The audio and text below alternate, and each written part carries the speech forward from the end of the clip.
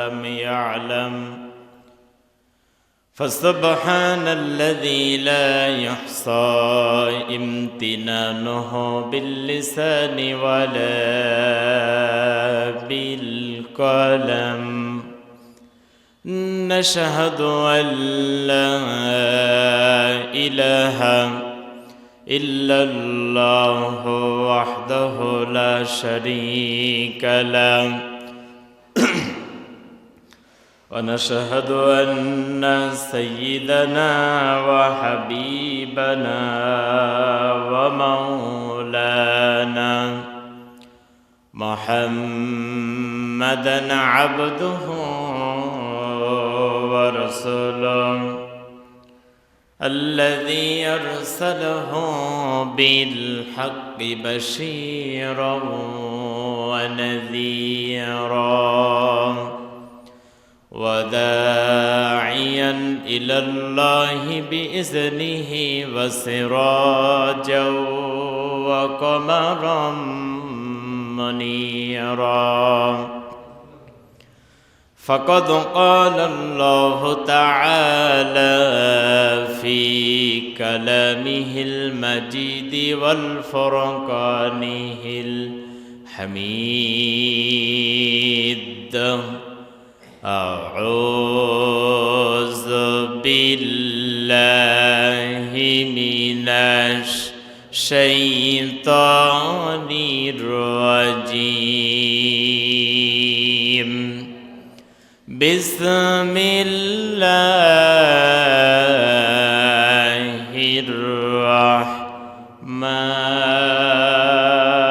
الرحمن الرحيم إن الله وملائكته يصلون على النبي يا أيها الذين آمنوا صلوا عليه وسلموا تسليما اللهم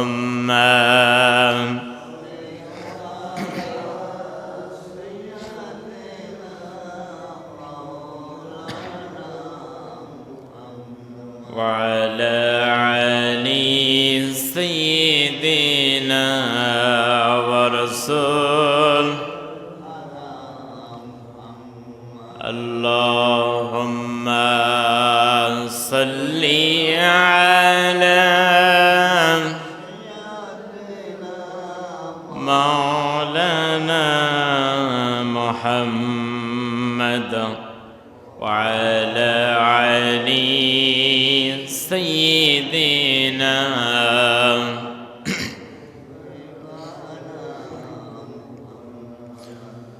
ধৈর্য ধারণ করার শক্তি দাও গো মেহেরবান আমায় দাও গো মেহেরবান ধৈর্য ধারণ করার শক্তি দাও গো মেহেরবান আমায় দাও গো মেহেরবান বুকের ভেতর ব্যথার নদী বইছে অবিরাম বইছে বইছে অবিরাম ধৈর্য ধারণ করার শক্তি দাও গো মেহেরবান আমায় দাও গো মেহেরবান আধার আমার আলো দিয়ে কানাই কানাই দাও ভরিয়ে আধার আমার আলো দিয়ে কানাই কানাই দাও ভরিয়ে অন্তর জোরে দাও গো প্রভু অন্তর জোরে দাও গো প্রভু ভোরের পাখির গান বুকের ভিতর ব্যথার নদী বইছে অবিরাম বইছে বইছে অবিরাম। ধৈর্য ধারণ করার শক্তি দাও গো মেহেরবান আমায়, দাও গো মেহেরবান। ধৈর্য ধারণ করার শক্তি দাও গো মেহেরবান আমায়, দাও গো মেহেরবান। ফাগুন কেড়ে নেওয়া চৈত্র আষাঢ় করে দাও, গাছগাছালির শীতল ছায়াই জীবন ভরে দাও। ফাগুন কেড়ে নেওয়া চৈত্র আষাঢ় করে দাও, গাছগাছালির শীতল ছায়াই জীবন ভরে দাও আমার, জীবন ভরে দাও। আমার ধুধু মরুর দেশে দাও গো জোয়ার ভাটার শেষে, আমার ধুধু মরুর দেশে দাও গো জোয়ার ভাটার শেষে। বারাবারের বাউরি বাতাস, বারাবারের বাউরি বাতাস আমায় করো দান। বুকের ভিতর ব্যথার নদী বইছে অবিরাম, বইছে বইছে অবিরাম। ধৈর্য ধারণ করার শক্তি দাও গো মেহেরবান আমায়, দাও গো মেহেরবান। ধৈর্য ধারণ করার শক্তি দাও গো মেহেরবান আমায়, দাও গো মেহেরবান। প্রশংসা, সমস্ত শুকরিয়া, সমস্ত সুজুদ সে মহান রব্বুল ইজ্জাত আল জালালের দরবারে, যিনি মালিক আল্লাহ সুবহানাহু ওয়া তাআলা আমাদেরকে পবিত্র মাহে রমজানের 20তম রোজায়, রমজান মাসের তৃতীয় জমায় যে আল্লাহ পাক আমাদেরকে সিয়াম অবস্থায় জমার নামাজে একত্রিত করেছেন, সুস্থ অবস্থায় সুস্থ হালতে। সেজন্য সেই মহান মনিবের দরবারে সেজদানত অবস্থায় লাখো কোটি শুকর গুজার করছি। পান খুলে জবানকে ছেড়ে দিয়ে আল্লাহ পাকের ভালোবাসার স্বরে পড়ছি আলহামদুলিল্লাহ। দরুদ এবং সালাম বিশ্ব মানবতার মুক্তির দূত সরকারে দো আলম আশরাফুল আম্বিয়া, মানবতার রাহবার, মানব মণ্ডলের মহান শিক্ষক, বিশ্ব নবী, বিশ্ব নেতা জনাবে মুহাম্মদ রাসূলুল্লাহ সাল্লাল্লাহু আলাইহি ওয়াসাল্লামের উপরে। সম্মানিত উপস্থিতি, সম্মানিত মুসল্লি কিরাম, পবিত্র মাহে রমজানের তৃতীয় জমায় আমরা একত্রিত হয়েছি। মাহে রমজান আমাদের মাঝে এসেছিল রহমত, মাগফিরাত, নাজাত নিয়ে। এক এক করে রহমতের 10টি দিন আমাদের থেকে বিদায় নিয়ে চলে গেছে। মাগফিরাত আজকে শেষ হয়ে যাবে ইনশাআল্লাহ। তো আজকে 21তম তারাবি এবং লাইলাতুল কদরের রাত, 21তম রাত। সুতরাং কদরের নামাজ আমরা পড়ব ইনশাআল্লাহ। পড়বেন তো ইনশাআল্লাহ? কমপক্ষে 4 রাকাত পড়তেই হবে, আপনারা পড়বেন। আল্লাহ পাক তৌফিক দেন, সকলে বলে আল্লাহুম্মা আমিন। মাহে রমজানের মর্যাদা আল্লাহ পাক রব্বুল আলামিন এই পৃথিবীতে বাড়িয়েছে কোরআনের কারণে। কিসের কারণে? কোরআনের কারণে। আর কোরআনের কারণে আল্লাহ পাক মাহে রমজানের মর্যাদা, সম্মান বাড়িয়ে দিলেন। আর এই কোরআনটা নাজিল হয়েছে রমজান মাসের কদরের রাত্রিতে। কিসের রাত্রিতে? কদরের রাত্রিতে। লাইলাতুল কদরের রাত্রিতে কোরআনুল কারীম অবতীর্ণ হয়েছে। সেদিনকে আমাকে একজনকে প্রশ্ন করছে, হুজুর আপনারা বলেন লাইলাতুল কদরের রাতে কোরআন নাজিল হয়েছে, আবার বলেন দীর্ঘ 23 বছর ধরে কোরআন নাজিল হয়েছে। বুঝলাম না আসল ব্যাখ্যাটা কি। তো বললাম আপনাকে কোরআন যথাযথভাবে পড়তে হবে, তাহলে বুঝতে পারবেন। আল্লাহ পাক বলেছে কোরআনকে আমি আল্লাহ পাক রেখেছি লাউহে মাহফুজে, সংরক্ষিত সুরক্ষিত স্থানে। সুবহানাল্লাহ বলবেন না?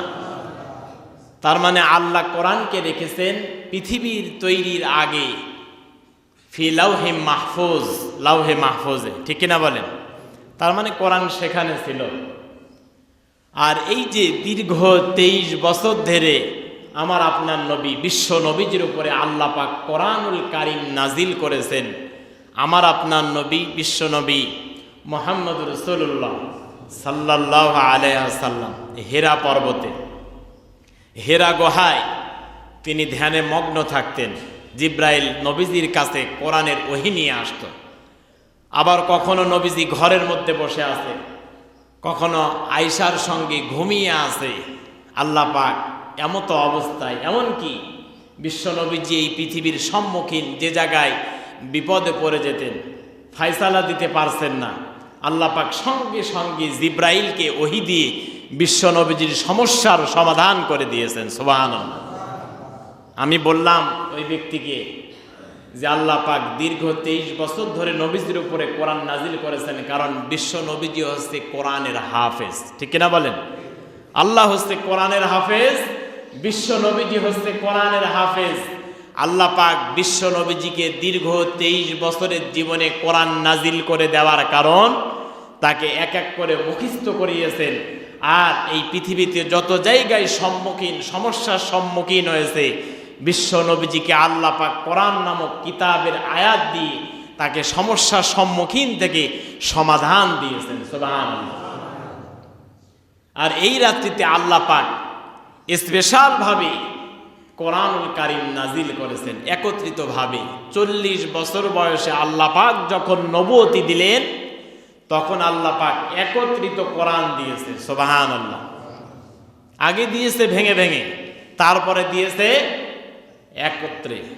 এই জন্য কোরআন নাজিলের মাস রমজান মাস।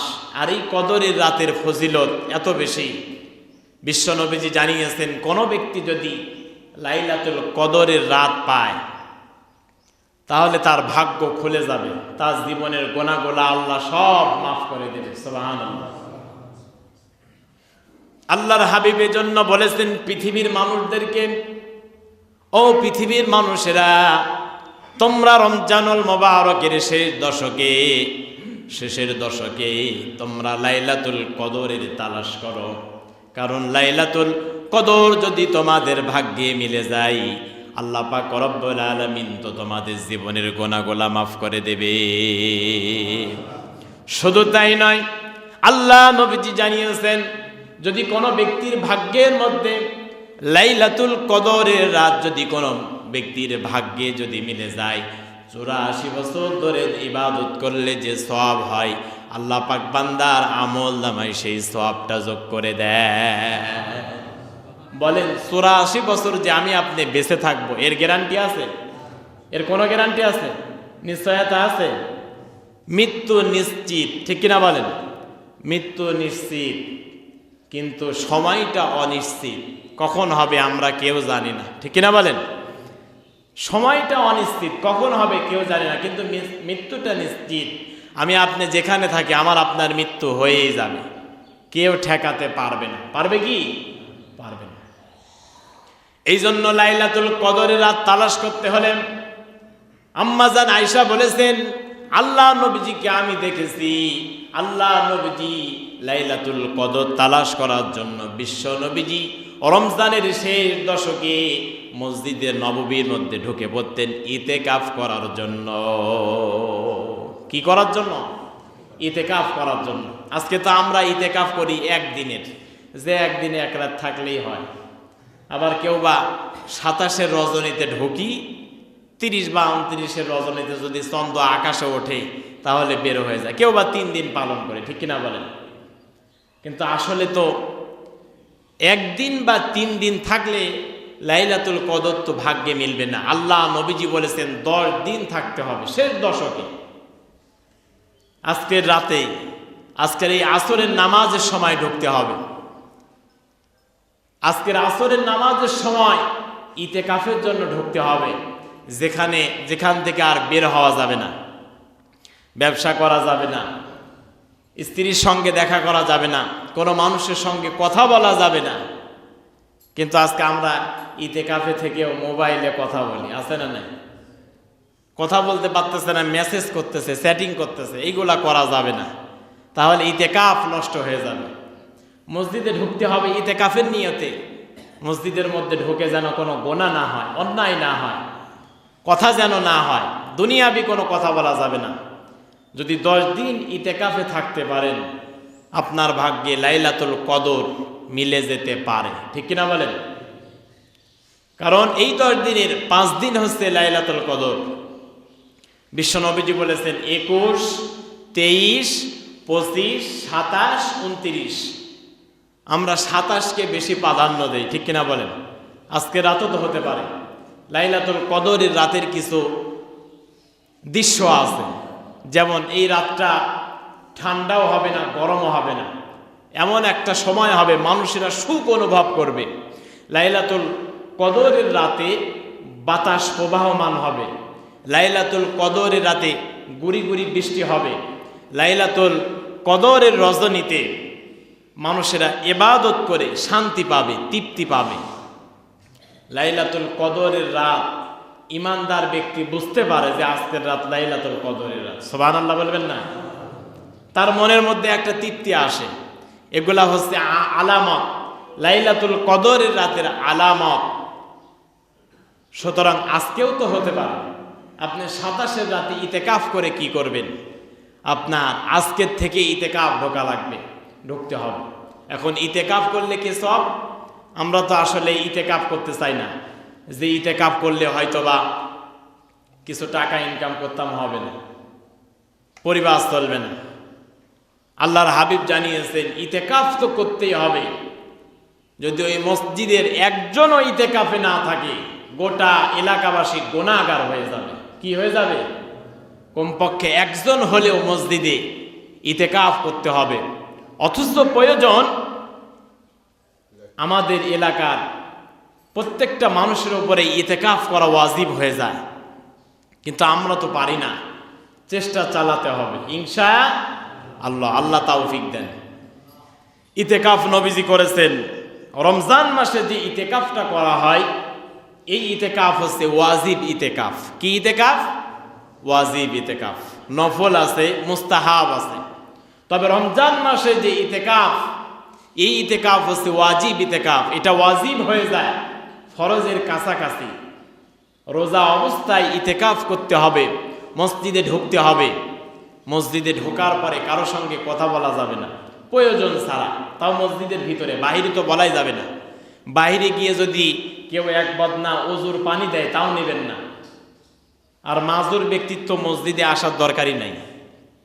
যে ব্যক্তি চলতে পারে না, উঠতে পারে না, যার পা চলে না, হাঁটতে পারে না, তার জন্য কিন্তু মসজিদে জামাতের ফরজ নয়। জামাত ধরা তার জন্য কি নয়? 3 ব্যক্তির জন্য মসজিদে জামাত ধরা ফরজ নয়। 1 নাম্বার, ভালো করে শোনেন, 1 নাম্বার যিনি হচ্ছেন দুর্বল, হাঁটতে পারে না, চলতে পারে না, মুরব্বী, তার জন্য জামাত ধরা ফরজ নয়। 2 নাম্বার, রাস্তায় বিপদে আছেন, আপনার জন্য জামাত ধরা ফরজ নয়, আগে বিপদ কাটতে হবে। 3 নাম্বার, প্রাকৃতিক দুর্যোগ, ইরাক, ইরান, তারা কোনো কথা বলছে না, নিশ্চয়। তারা যদি শুধু পেশাব করে দেয়, ইসরায়েলকে খুঁজে পাওয়া যাবে? বলেন, খুঁজে পাওয়া যাবে? চারিদিকে মুসলমান রাষ্ট্র, পেশাব করে দিলে ইসরায়েলকে খুঁজে পাওয়া যাবে না। কিন্তু আজকে মুসলমান নিশ্চুপ। আল্লাহ বলেছে তোমরা চুপ করে থেকো না। মুসলমানদের কষ্ট দেখে এমন একদিন আসতে পারে, এই কষ্ট তোমাকে ভোগ করা লাগতে পারে, ঠিক কিনা বলেন? এই কষ্ট একদিন তোমাকে ভোগ করা লাগতে পারে। আমি আপনি তো বুঝছি না, তবে আমরা দোয়া করি আল্লাহ তাদেরকে যেন ফিলিস্তিনের জমিন, আল্লাহ যেন ফিলিস্তিনের মুসলমানের হাতে ছেড়ে দেন। সকলে বলুন আল্লাহুম্মা আমিন। বাইতুল আকসা, আল আকসা মসজিদ যে দেশে, শোনেন, কিয়ামত কবে হবে জানি না। আমি ওই যে আগেই বলেছি মৃত্যুটা নিশ্চিত, কিন্তু মৃত্যুটা কোন জায়গায় হবে এটা হচ্ছে অনিশ্চিত, ঠিক কিনা বলেন? কিন্তু কিয়ামত কবে হবে জানি না, কিন্তু কিয়ামতের জায়গাটা নির্ধারিত ফিলিস্তিন থেকে হবে। সুবহানাল্লাহ বলবেন না? ফিলিস্তিনের জমিন যেখানে কিয়ামতের ময়দান অনুষ্ঠিত হবে, সেই জায়গায় মুসলমানেরা মার খায়, আমরা চুপ করে হা করে তাকিয়ে আছি, কোনো প্রতিবাদ জানাই না, ঠিক কিনা বলেন? তাকাতে হবে ভাইরা আমার, সাহায্য করতে হবে তাদেরকে, টাকা পয়সা দিয়ে, অর্থ দিয়ে, গলি দিয়ে, বারদ দিয়ে, ক্ষমতা দিয়ে, যে যেইভাবে পারে তাকে সেইভাবে তাদের পাশে দাঁড়াতে হবে। তাছাড়া কিয়ামতের ময়দানে আল্লাহ যদি আমাকে আপনাকে জবাবদিহিতা করে, মাজলুমের পক্ষে কেন দাঁড়ায় নাই? মাজলুমের পক্ষে কেন কথা বলো নাই? মাজলুমকে কেন সহযোগিতা করো নাই? তুমিও জালিম, আজকে যাও জাহান্নামের মধ্যে নিক্ষেপ করে দিলাম। বলেন কোনো কিছু করার থাকবে? কোনো উপায় আছে? এই জন্য থাকতে হবে, অন্তত তাদের জন্য দোয়া তো আমরা করতে পারি মুসলমান ভাই হিসাবে, ঠিক কিনা বলেন? আল্লাহ যেন এই রমজান মাসে ইসলামের প্রথম বিজয় বদরের ময়দানে যেমন দিয়েছিলেন, আল্লাহ যেন ফিলিস্তিনের জমিনকেও, প্যালেস্টাইনের জমিনকেও আল্লাহ যেন মুসলমানদেরকে বিজয় দান করেন। সকলে বলেছে আল্লাহুম্মা আমিন। রোজা অবস্থায় দোয়া করছি, সিয়াম অবস্থায় দোয়া করছি, আল্লাহ যেন ফিলিস্তিনের জমিন ফিলিস্তিনের মুসলমানের হাতে ছেড়ে দেন। সকলে সবাই জবান খুলে পড়েন আল্লাহুম্মা আমিন। রাসূলুল্লাহ বদরের ময়দানে সেনাপতি তৈরি করলেন। রাসূলুল্লাহর মন খারাপ। আরে বালু ময়দান, মদিনা থেকে 80 মাইল দূরে বদর নামক কূপে, এই বালুকাময় ময়দানে আমার সাহাবীরা তো দাঁড়াতে পারবে না, টিকতে পারবে না, এখানে কিভাবে যুদ্ধ হবে? আল্লাহ নবীজি, বিশ্ব নবীজি মুহাম্মদ রাসূলুল্লাহ টেনশনে পড়ে গেলেন, চিন্তায় পড়ে গেলেন, কেমন করে বদরের ময়দানে জিহাদ করব। একদিকে সৈন্য সংখ্যায় কম, আর একদিকে অস্ত্র নাই, ঘোড়া নাই, তরবারি নাই, বদরের ময়দানে কিভাবে জিহাদ হবে? বিশ্ব নবীজি ঘুমের মধ্যে আছেন। আল্লাহ নবীজি কোরআনুল কারীমের আয়াতে কারিমা নাজিল করে ওহী দিয়ে বিশ্ব নবীজিকে সান্ত্বনা দিয়ে দিলেন, ইয়া রাসূলুল্লাহ, ইয়া হাবিবাল্লাহ, আপনি টেনশন করবেন না, চিন্তা করবেন না, বদরের ময়দানে বিজয় দেওয়ার মালিক আমি আল্লাহ। বদরের ময়দানে বিজয় দেওয়ার মালিক কে? আল্লাহ। বিশ্ব নবীজি 313 জন সাহাবী নিয়ে বদরের ময়দানে সাহাবীদেরকে নিয়ে হাজির হলেন। আল্লাহ নবীজি 2 রাকাত নামাজ আদায় করলেন। মুসলমান যখনই বিপদে পড়ে যাবে, জোরে বলেন কি আদায় করবে? নামাজ আদায় করে সাহায্য চাইবে কার কাছে? আল্লাহ নবীজি নামাজ আদায় করে হাত তুলে মোনাজাত করতেছিলেন। নবীজি আমার কান্না করতেছিলেন আল্লাহ পাকের কাছে। রাসূলুল্লাহ সিজদায় কান্না করতেছিলেন। এই বালুর মধ্যে তো আমার সাহাবীরা দাঁড়াতে পারবে না, সাহাবীদের তো কোনো ট্রেনিং নাই, তাদেরকে তো অস্ত্র দিয়ে লড়াই করার জন্য এখনো পর্যন্ত আমি তাদেরকে তৈরি করতে পারি নাই, আমার সাহাবীরা তো দাঁড়াতে পারবে না, টিকতে পারবে না। আল্লাহ নবীজি, বিশ্ব নবীজি মুহাম্মদুর রাসূলুল্লাহ সাল্লাল্লাহু আলাইহি সাল্লাম যখন দোয়া করে দিলেন, আসমানের দিকে তাকিয়ে দেখেন আসমানের মধ্যে মেঘ লেগে গিয়েছে, জোরে বলি সুবহানাল্লাহ। রাসূলুল্লাহ দোয়া করতেছিলেন, রাসূলুল্লাহর দোয়া শেষ হতে দেরি আল্লাহ পাক সঙ্গে সঙ্গে আসমান থেকে বৃষ্টি নাজিল করে দিয়ে বদরের বালুকাময়কে আল্লাহ পাক শক্তে পরিণত করে দিলেন। এই কুদরত কার? আল্লাহ নবীজি সাহাবীদের হাতে খেজুরের ডাল তুলে দিলেন। সঙ্গে সঙ্গে সাহাবীরা খেজুরের ডাল দিয়ে বদরের ময়দানে কাফেরদের বিরুদ্ধে যখন তরবারি চালাচ্ছিল, কাফেরদের বিরুদ্ধে যখন খেজুরের ডাল দিয়ে হাতের উপরে আঘাত করতেছিল, ধরের উপরে, কল্লার উপরে আঘাত করতেছিল, সঙ্গে সঙ্গে কাফেরদের হাত ছিটকে পড়ে যায়, কল্লা খুলে জমিনে পড়ে যায়। কাফেরেরা চিন্তা করে তাদের হাতে তো তরবারি নাই, খেজুরের ডাল কাটে কেমনে? সুবহানাল্লাহ বলবেন না? আল্লাহ পাক রব্বুল আলামিন এই জন্য সূরা আলে ইমরানের 123 নম্বর আয়াতে কারিমার মধ্যে কত চমৎকার করে নবীজিকে সান্ত্বনা দিয়ে জানিয়েছেন, ওয়ালাকাদ নাসারাকুমুল্লাহু বিবাদরিন ওয়া আনতুম আযিল্লা ফাত্তাকুল্লাহা লাআল্লাকুম তাশকুরুন। আল্লাহ বলেন, ওগো নবীজি, বদরের ময়দানে ওয়ালাকাদ নাসারাকুমুল্লাহু বিবাদরিও, বদরের ময়দানে আপনি শক্তি সংখ্যায় কম ছিলেন, বদরের ময়দানে আপনার কোনো সামর্থ্য ছিল না। আমি আল্লাহ পাক রব্বুল আলামিন শক্তি আপনাকে দিয়েছি, সামর্থ্য আপনাকে দিয়েছি। বদরের ময়দানে আমি আল্লাহ পাক নাসারা আপনাকে সাহায্য করেছি। জোরে বলি সুবহানাল্লাহ। আল্লাহ নবীজি সঙ্গে সঙ্গে বদরের ময়দান থেকে এক মুষ্টি বালু হাতের মধ্যে নিয়ে নিলেন। আল্লাহ পাক নবীজিকে অর্ডার করলেন, ফালাম তাকতুলুহুম ওয়ালাকিন্নাল্লাহ قتلهم وما رميت إذ رميت ولكن الله رمى وليبلي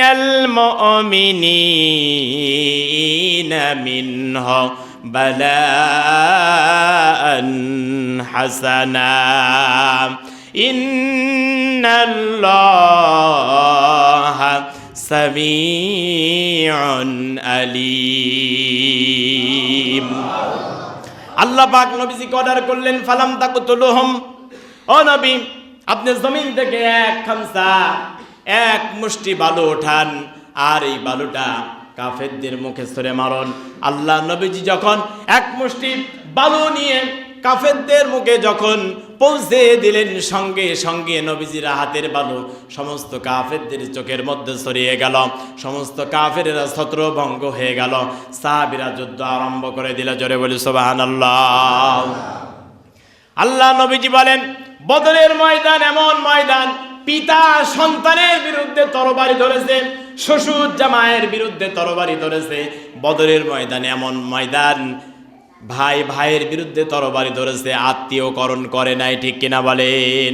আর আজকে আমরা বাংলাদেশে দেখি মুসলমান, একজন মুসলমান হয়ে আরেকজন মুসলমানকে হত্যা করার জন্য আরেকজন কাফেরের সঙ্গে হাত মিলায়া মুনাফিকি করে, আছে না নাই? যাদের কারণে, যেই স্বৈর শাসকের কারণে 16টা বছর বাংলাদেশের মানুষদেরকে জ্বালিয়ে পুড়িয়ে মিথ্যা মামলা হামলা দিয়ে যাদেরকে শেষ করেছে, আজও দেখতেছি আরেক দল তাদেরকে ভারত থেকে আনার জন্য, নির্বাচন করানোর জন্য ওদের উঠে পড়ে লেগেছে, আছে না নাই? মনে রাখবেন, এরা হচ্ছে জাতীয় গাদ্দার। এরা কি জোরে বলেন? এদেশের মানুষ জানে কি জানে না? হাসনাত আব্দুল্লাহ বাপের বেটা বলেছে, আমাকে 11 মারছে। জেনারেল ওয়াকারুজ্জামান আমাকে ঘরের মধ্যে ডেকে, আমার সঙ্গে আরো 2 জন ছিল, বলে মেনে নাও। হাসনাত আব্দুল্লাহ বলেছে, জীবন দিয়ে দেব, তারপরেও যে ছাত্রগুলা রক্ত ঝরেছে, 20 থেকে 25,000 ছাত্র রক্ত ঝরেছে, এই রক্তের বেঈমানি করা হবে, ঠিক কিনা বলেন? কারণ জালেমকে সাপোর্ট করা মানে মাজলুমের বিরোধিতা করা, মাজলুমের রক্তের বিরোধিতা করা, কথা বলেন ঠিক কিনা? প্রতি ফোঁটা রক্তের আল্লাহর কাছে জবাবদিহিতা আছে। দুনিয়া আপনি কিছুই মনে করছেন না, জবাব দেওয়া লাগবে কি লাগবে না? সুতরাং মুনাফিকি কি করা যাবে? তাদেরকে আর সুযোগ দেওয়া যাবে না। একটা জরিপে দেখলাম, যে সুযোগ দিয়েছে, যেই জিয়াউর রহমান আওয়ামী লীগকে সুযোগ দিয়েছিল, ওই জিয়াউর রহমানকে হত্যা করেছে আওয়ামী লীগ। যেই আওয়ামী লীগকে সুযোগ দিয়েছিল প্রেসিডেন্ট এরশাদ, ওই এরশাদকেও মেরেছে আওয়ামী লীগ। যেই জামাত ইসলাম আওয়ামী লীগকে সুযোগ দিয়ে পার্লামেন্টে পাঠালো, ওই জামাতের বড় বড় নেতাদেরকেও কিন্তু মেরেছে এই আওয়ামী লীগ। আবার যদি এই বাংলাদেশে কেউ ভুল করে, ওরও কপালে দুঃখ আছে না নাই? বলেন, কপালে দুঃখ আছে না নাই?